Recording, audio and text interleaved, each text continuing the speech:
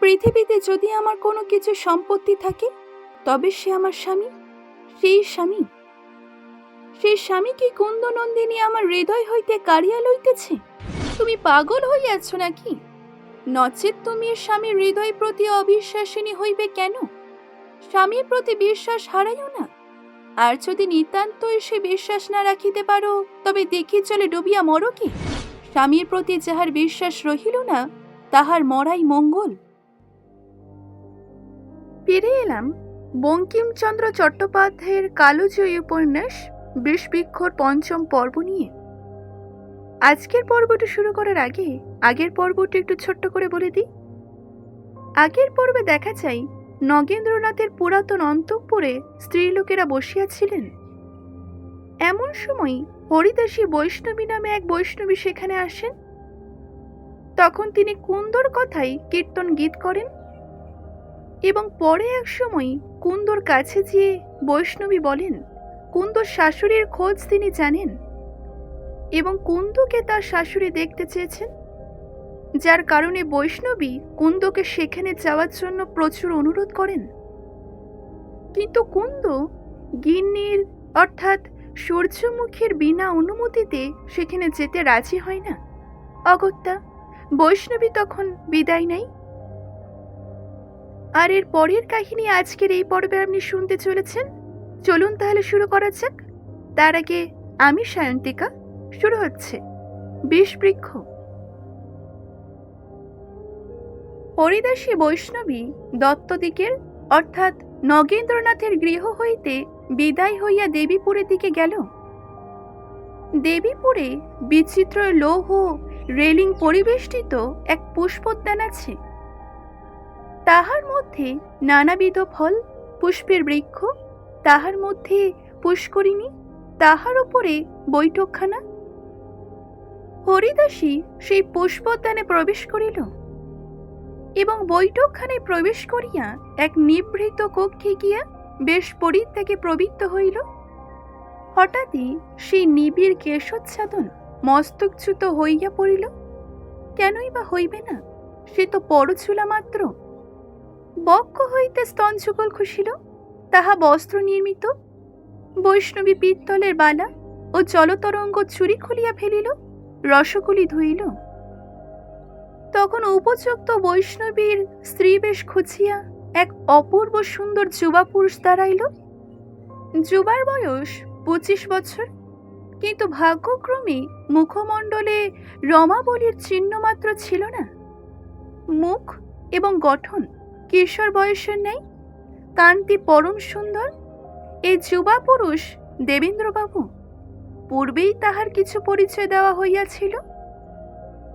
দেবেন্দ্র এবং নগেন্দ্র উভয়ই এক বংশজাত, কিন্তু বংশের উভয় শাখার মধ্যে পুরুষানুক্রমে বিবাদ চলিতেছে। এমনকি দেবীপুরের বাবুদিকের সঙ্গে গোবিন্দপুরের বাবুদিকের মুখের আলাপ পর্যন্ত ছিল না। পুরুষানুক্রমে দুই শাখায় মকদ্দমা চলিতেছে। শেষে এক বড় মকদ্দমায় নগেন্দ্রের পিতামহ দেবেন্দ্রের পিতামহকে পরাজিত করায় দেবীপুরের বাবুরা একেবারে হীনবল হইয়া পড়িলেন।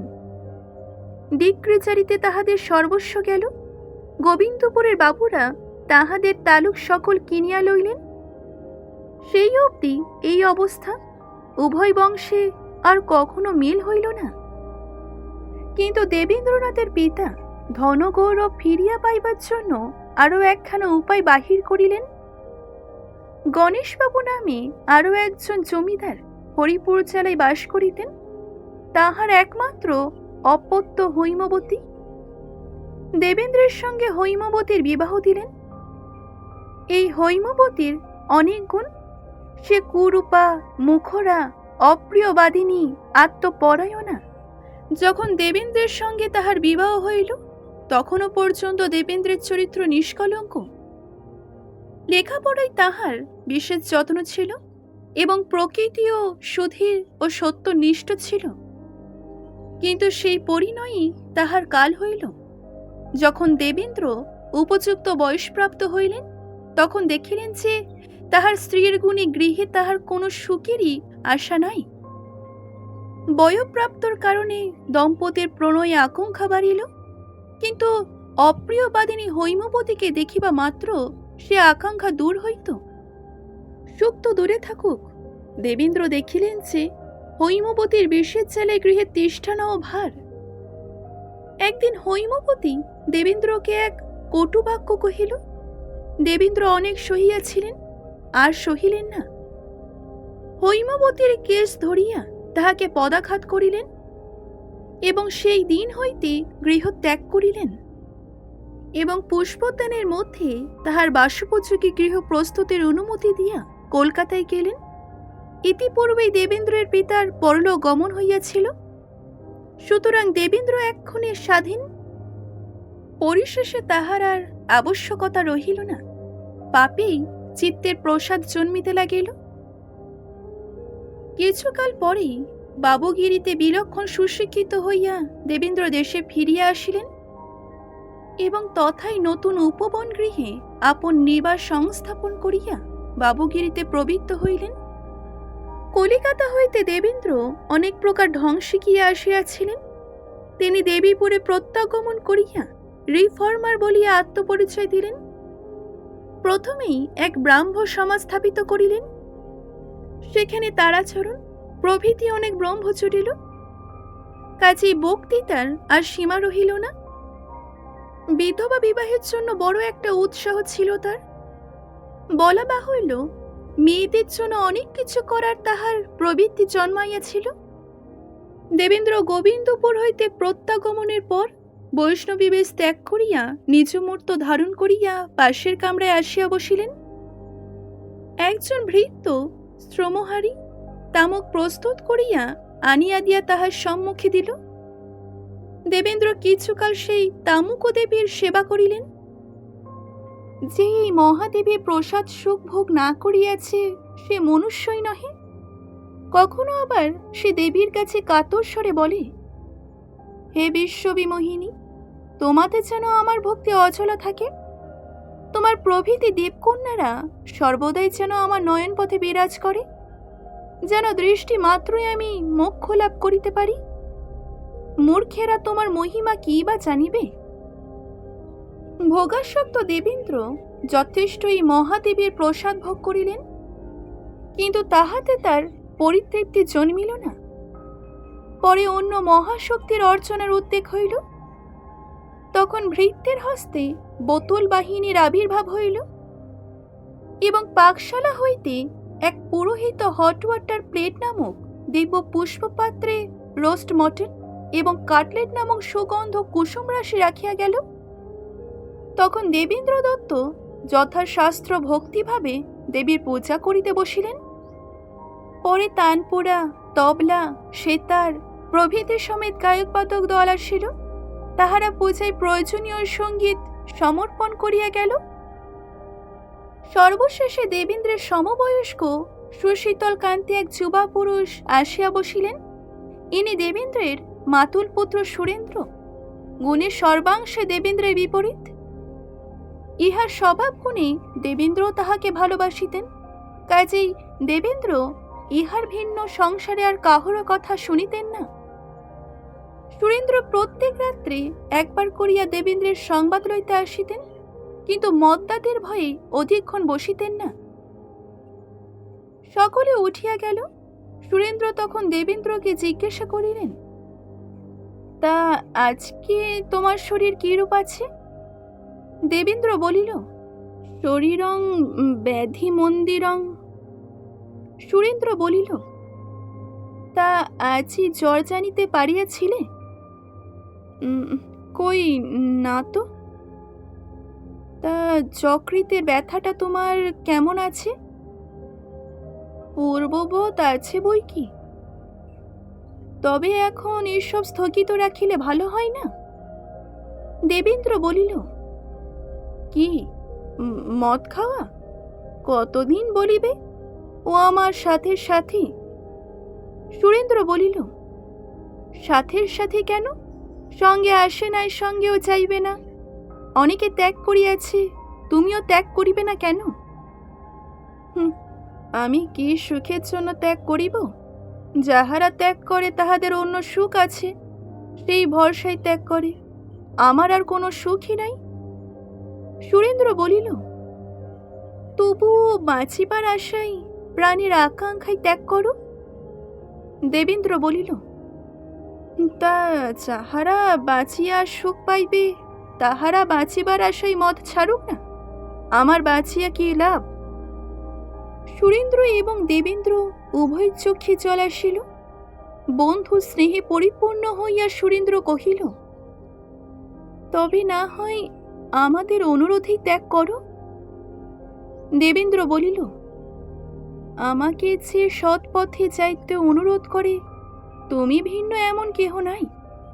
যদি কখনো আমি ত্যাগ করি, সে তোমারই অনুরোধে করিব। আর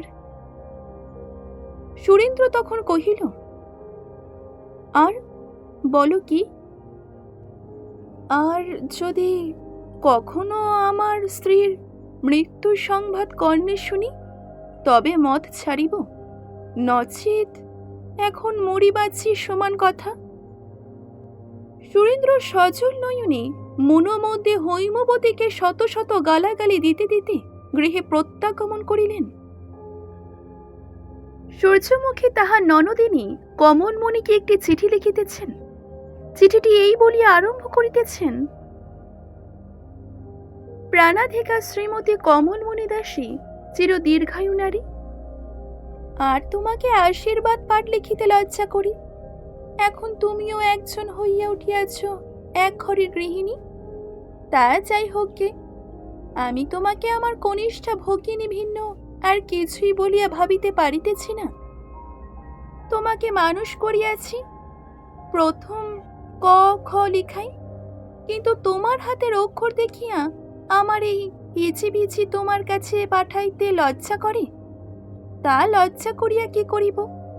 আমাদেরকে দিনকাল গিয়াছে, দিনকাল থাকিলে আমার এমন দশা হইবে কেন? ভাবিতেছ কি দশা? এ কথা কাহাকে বলিবার নহে। বলিতে দুঃখ হয়, লজ্জাও করে, কিন্তু অন্তঃকরণের ভিতর যে কষ্ট, তাহা কাহাকে না বলিয়াও সহ্য হয় না। আর কাহাকে বলিব? তুমি আমার প্রাণের ভগিনী, তুমি ভিন্ন আর আমাকে কেহ ভালোবাসে না। আর তোমাকে ভাইয়ের কথা তোমা ভিন্ন পরের কাছে বলিতেও পারি না। আমি আপন আছি তা আপনি সাজাইয়াছি। কুন্দনন্দিনী যদি না খাইয়া মরিত, তাহাতে আমার কি বা ক্ষতি ছিল? পরমেশ্বর এত লোকের উপায় করিতেছেন, তাহার কি কিছু উপায় করিতেন না? আমি কেন আপনা খাইয়া তাহাকে ঘরে আনিলাম? তুমি সে হতভাগিনীকে যখন দেখিয়াছিলে তখন সে বালিকা, এখন তাহার বয়স 17-18 বৎসর হইয়াছে। সে যে সুন্দরী তাহা স্বীকার করিতেছি, সে সৌন্দর্যই আমার কাল হইয়াছে। পৃথিবীতে যদি আমার কোনো সুখ থাকে তবে স্বামী, পৃথিবীতে যদি আমার কোনো চিন্তা থাকে তবে সেও স্বামী, পৃথিবীতে যদি আমার কোনো কিছু সম্পত্তি থাকে তবে সে আমার স্বামী, সেই স্বামী। সেই স্বামী কি কুন্দনন্দিনী আমার হৃদয় হইতে কাড়িয়া লইতেছে? পৃথিবীতে আমার যদি কোনো অভিলাষ থাকে তবে সে আমার স্বামী, সেই স্বামীর স্নেহে কুন্দনন্দিনী আমাকে বঞ্চিত করিতেছে। তোমার সহোদরকে মন্দ বলিও না, আমি তাহার নিন্দা করিতেছি না। তিনি ধর্মাত্মা, শুরুতেও তাহার চরিত্রের কলঙ্ক এখনো করিতে পারি না। আমি প্রত্যহ দেখিতে পাই তিনি প্রাণপণে আমার চিত্তকে বশ করিতেছেন। যেদিকে কুন্দনন্দিনী থাকে সাধ্যানুসারে কখনো সেদিকে নয়ন ফিরান না। নিতান্ত প্রয়োজন না হইলে তাহার নাম মুখে আনেন না, এমনকি তাহার প্রতি কর্কশ ব্যবহারও করিয়া থাকেন। তাহাকে বিনা দোষে ভৎসনা করিতেও শুনিয়াছি। তবে কেন আমি এত লিখিয়া মরি?